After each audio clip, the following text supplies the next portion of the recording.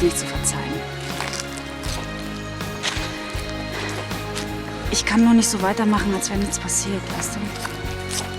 Ich brauche ein bisschen Zeit für mich, um damit klarzukommen. Leider kannst du mich jetzt nicht mehr mit Marie erpressen. Was soll das denn nun schon wieder heißen? Dein Liebster wollte mit Maries Krankheit an die Presse gehen. Dir ist wirklich nichts heilig, wenn es mich nur schlecht macht, hä? Glaubst du das auch? Du weißt, was Marie mir bedeutet. Da ist noch was. Soll ich dir schon wieder irgendeinen Gefallen tun? Nein. Jetzt sag schon.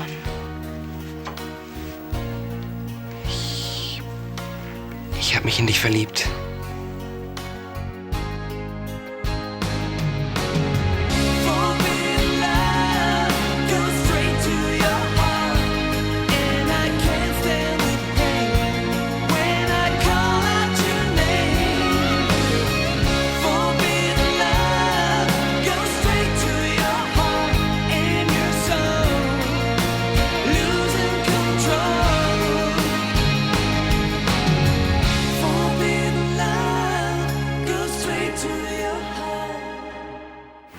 Was soll denn das?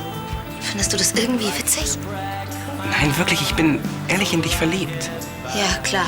Einfach so. Seit dieser Nacht im Wald. Als ich gesehen habe, wie du da geschlafen hast. Seitdem muss ich nur noch an dich denken. Hör doch auf, du spinnst doch total. Kommst du noch was? Nein, oder doch, ja. Der war heute von der schnellen Truppe. Was? Jana, bitte.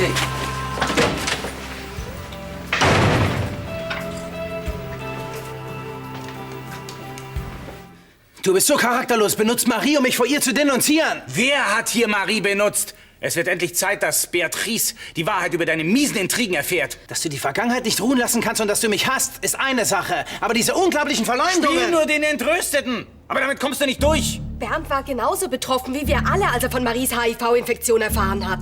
Nicht ganz. Er war betroffen, weil Marie sich öffentlich geoutet hat.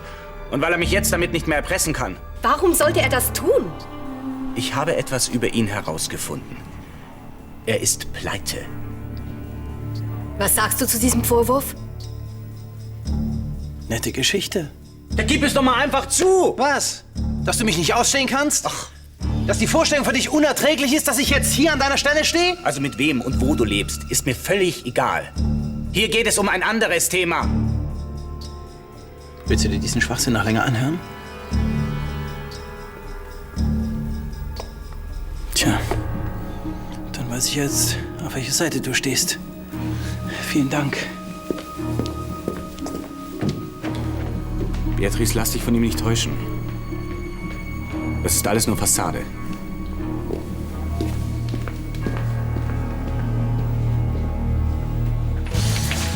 Hi. Hallo. Sag mal, haben wir noch Chablis im Keller? Oder musst du nachschauen? Nicht so viel los heute, hm? Nee, der größte Ansturm ist schon vorbei. Wie geht's dir denn? Danke, gut. Wir werden das gemeinsam durchstehen. Den Prozess, meine ich. Am liebsten will ich da nicht hin. Ich auch nicht. Aber ich bin froh, wenn damit dann endlich alles vorbei ist.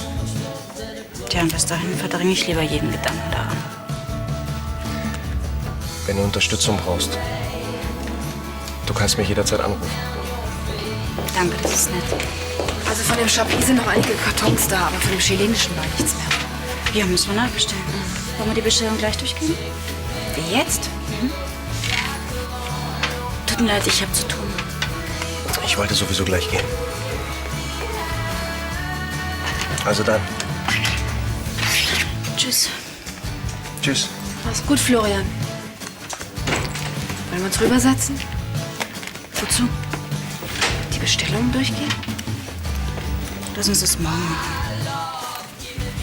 Isabel, er liebt dich und du liebst ihn auch. 1 und 1 ist nicht immer 2.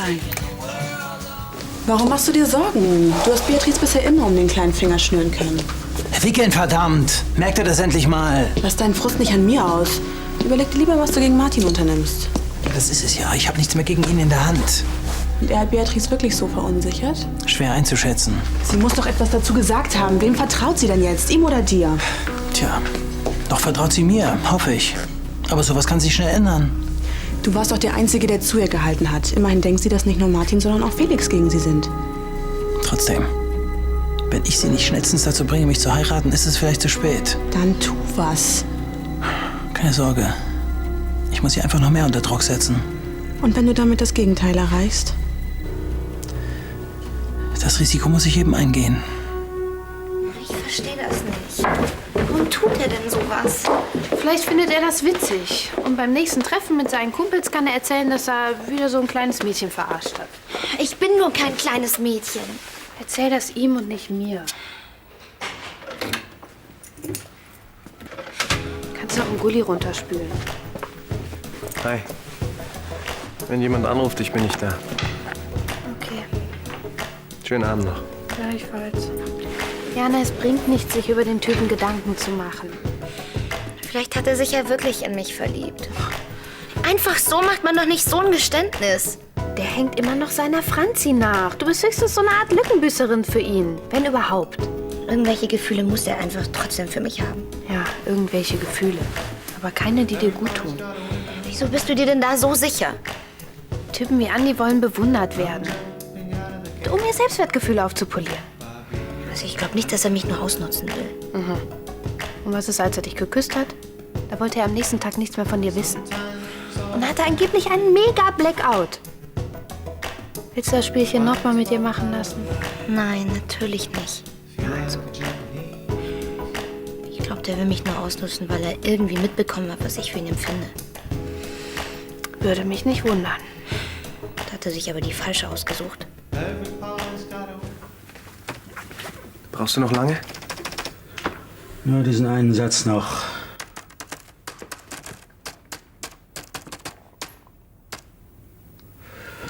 Willst du ins Internet? Ich muss was recherchieren wegen der Verhandlung gegen Sven. Versuch doch einmal nicht daran zu denken. Hm? Papa, mein bester Freund bringt mich in den Knast und erpresst meine Freundin zum Sex, um mich wieder rauszuholen. Ich muss ständig daran denken. Wir alle wissen, wie schwer es für dich werden wird, wenn er dir im Gerichtssaal gegenübersteht.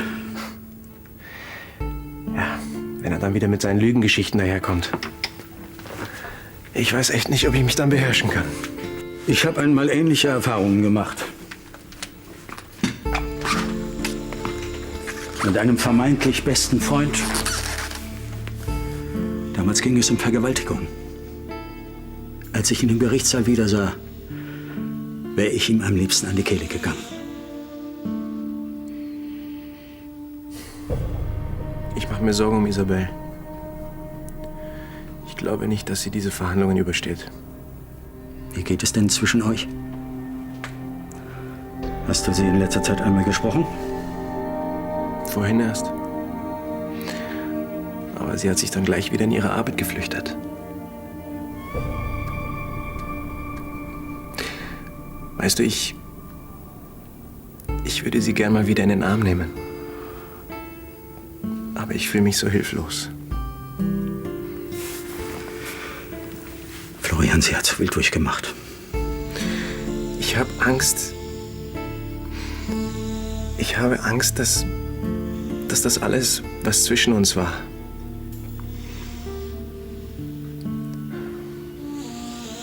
ich will sie nicht verlieren.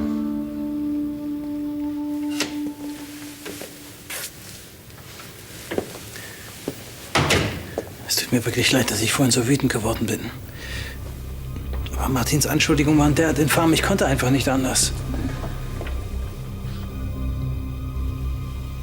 Du glaubst ihm doch nicht etwa? Zumindest war sie sehr verunsichert. Aber sie hat natürlich keine Stellung bezogen. Na, das wäre auch zu viel erwartet. Du weißt ja, wie sie zu mir steht.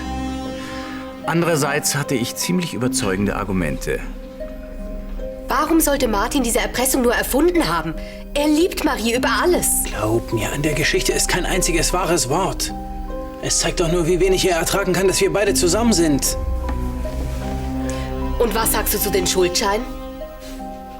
Findest du es nicht komisch, dass sie ausgerechnet in dem Moment verschwinden, wenn er sie dir vorlegen will? Es sei denn, jemand wollte verhindern, dass ich sie zu Gesicht bekomme. Beatrice, es hat diese Papiere nie gegeben. Eines muss man Bernd lassen. Den zu Unrecht Beschuldigten spielt er perfekt. Jede Vorstellung ist mal zu Ende. Ja, aber da sich die Schuldscheine in Rauch aufgelöst haben, wirkt er umso glaubwürdiger. Beatrice hat gewusst, dass du ihr Beweise vorlegen willst. Und die verbrennen plötzlich. Also ich glaube, das wird sogar sie stutzig machen. Möglich. Demnach dürfte sich Bernd auf ziemlich dünnem Eis bewegen. Und wenn er nicht aufpasst, bricht er ein. Martin hasst mich. Er würde alles dafür tun, um unser beider Glück zu zerstören.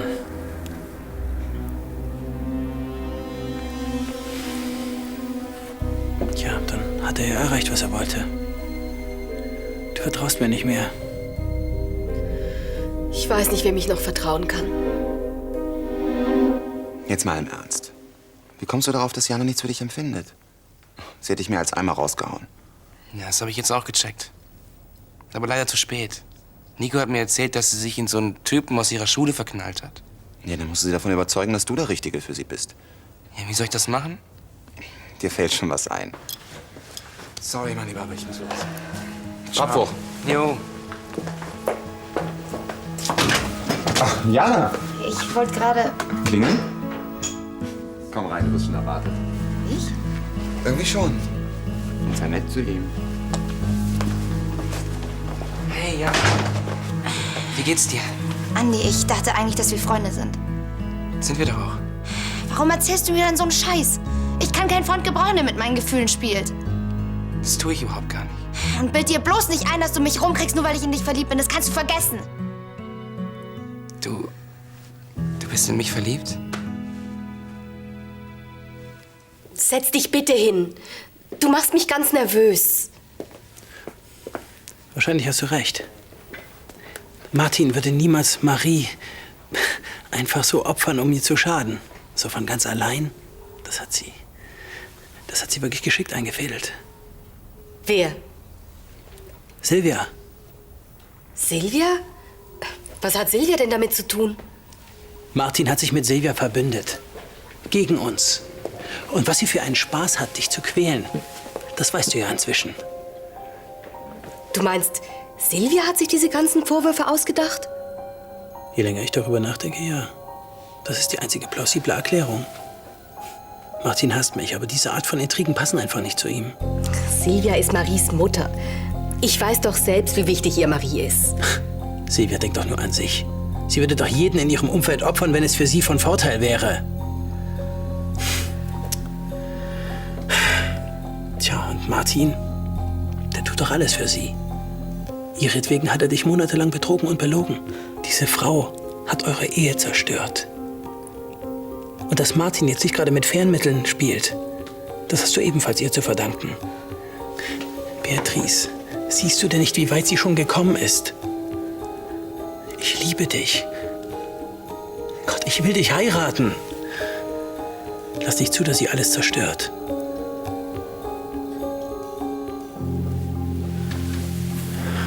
Tja, wenn das so ist, dann habe ich hier wohl nichts mehr verloren.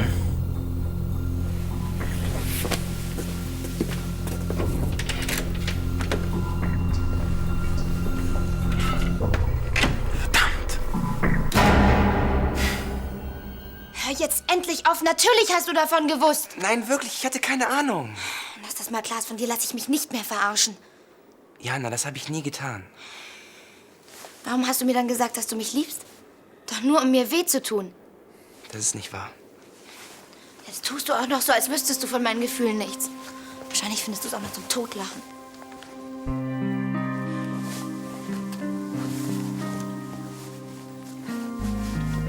Schau mich mal an. Bitte.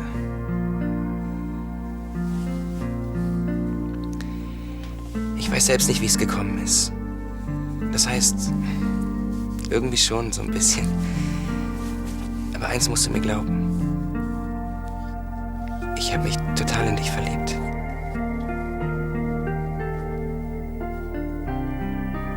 Sag doch bitte irgendwas. Was soll ich denn sagen? Dass du die gleichen Gefühle hast? Andi schert dich zum Teufel? Irgendwas?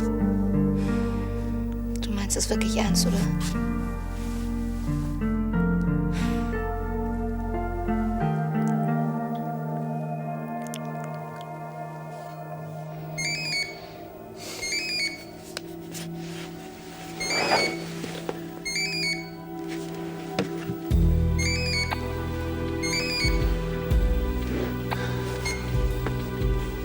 Hallo Isabel. Ja, hi.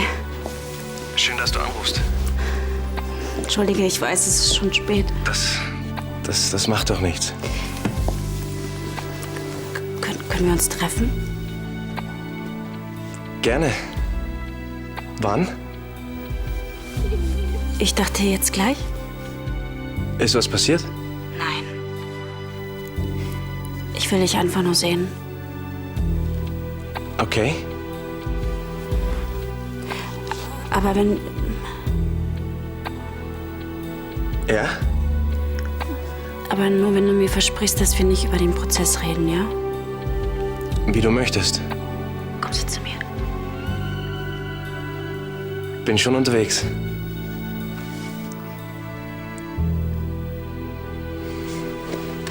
Dann stellen Sie meinetwegen das ganze Haus auf den Kopf. Ich brauche diese Kopie. Bitte schön, danke. Und machen Sie endlich Frau Bergmann ausfindig. Ja, Safari. Ich muss Sie sprechen, und zwar dringend. Mein Gott, als ob man es nur mit Idioten zu tun hätte.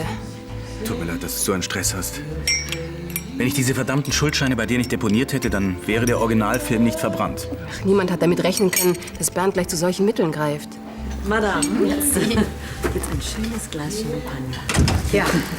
Was machst du, wenn keine Kopie des Films gefunden wird? Ich habe schon so viele Ups und Downs hinter mich gebracht. Das hier werde ich auch überleben. Du weißt, du kannst auf mich zählen. Die finanziellen Folgen dieser dummen Geschichte sollen nicht nur an dir hängen bleiben. Danke, Martin. Bitte dich. Ist das selbstverständlich? Wenn es hart auf hart kommt, werde ich vielleicht sogar auf dein Angebot zurückkommen müssen. Obwohl es mir lieber wäre, Bernd direkt zur Rechenschaft zu ziehen. Er verfügt nicht über die Mittel, solche Zahlungen zu leisten. Und wenn Beatrice nicht wieder schwach wird, dann sitzt er bald auf dem Trockenen. Hoffentlich. Isabel? Das Beste, was ich in unserem Keller gefunden habe. Was soll ich damit? Trinken vielleicht? Oder willst du auf dem Trockenen sitzen mit Florian heute Abend? Dankeschön. Ich find's übrigens gut, dass du ihn eingeladen hast. Hoffentlich war das kein Fehler. Aber du musst doch irgendwann auch mal zum normalen Leben zurückkehren, oder? Das sagt sich so leicht. Ich weiß, wie schwer das ist. Meine Situation ist im Moment auch nicht gerade einfach. Aber du hast ja recht. Obwohl in deinem Fall... Ich verstehe immer noch nicht, warum du dich von Lars getrennt hast. Hier. Viel Spaß.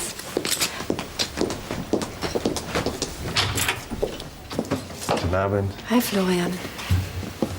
Mach's gut.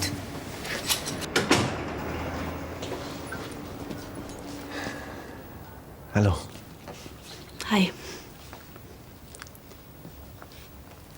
Ich hab Wein mitgebracht. Gute Idee.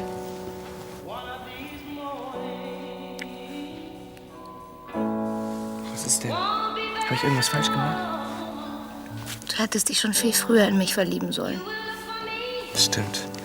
Das ist unverzeihlich. Und du weißt, dass du das abbüßen musst. Ich erwarte keine Gnade.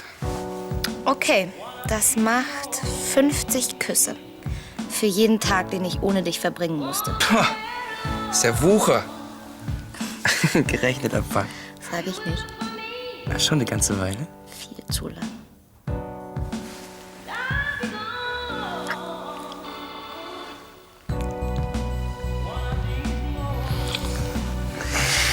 Ich glaube, ich bin der glücklichste Mensch im ganzen Universum. Nein, ich. Nein, ich. Ich? Ich.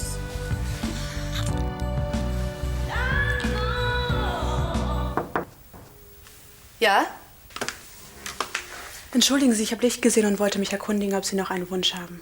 Danke. Sie können sich zurückziehen. Dann wünsche ich Ihnen eine gute Nacht. Ihnen auch.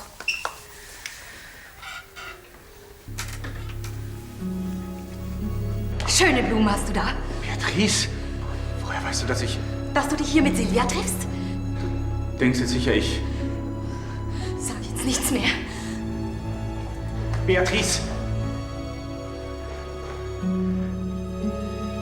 Beatrice, ich...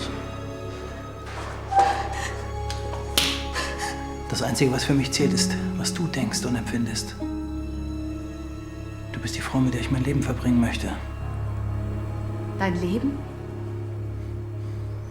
Ich hätte mir gerne einen besseren Zeitpunkt ausgesucht, aber ich kann und will nicht mehr warten. Beatrice, willst du meine Frau werden?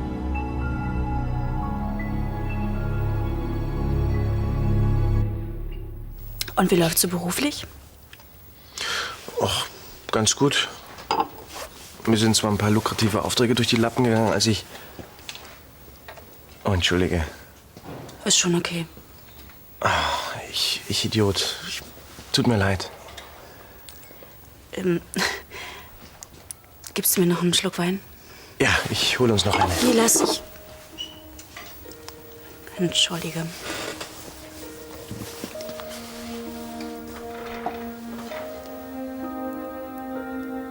Ich will gar keinen Wein mehr. Soll ich dir was anderes bringen?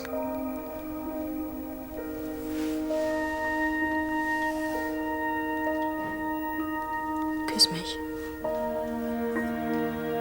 Bitte.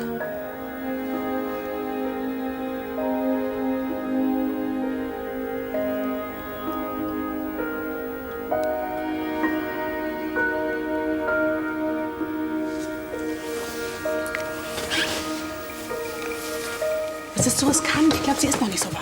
Du hast ja gesehen, mit Reden allein komme ich nicht weiter. Okay, Sacco, was machst du, wenn sie dich gehen lässt? Was dann? Ja, glaub mir, ich kenne Beatrice inzwischen gut genug. Ich weiß, wie die tickt. Und jetzt mach schon. Herr von Weinbach, soll ich ihm beim Tragen helfen? Nein, nein, das geht schon. Die Koffer sind nicht so schwer. Wo gehst du hin? Das kann dir doch egal sein. Das kannst du doch nicht machen. Dein Misstrauen hat mir gezeigt, dass wir keine gemeinsame Basis mehr haben. Warte! Das hat doch alles keinen Sinn. Bitte geh nicht. Wie sollen wir zusammenleben, wenn du Martin und Silvia mehr vertraust als mir? Bitte entschuldige. Ich hab dir Unrecht getan. Ich hätte niemals an dir zweifeln dürfen. Ich liebe dich. Ich möchte mit dir zusammenbleiben. Für immer. Für immer?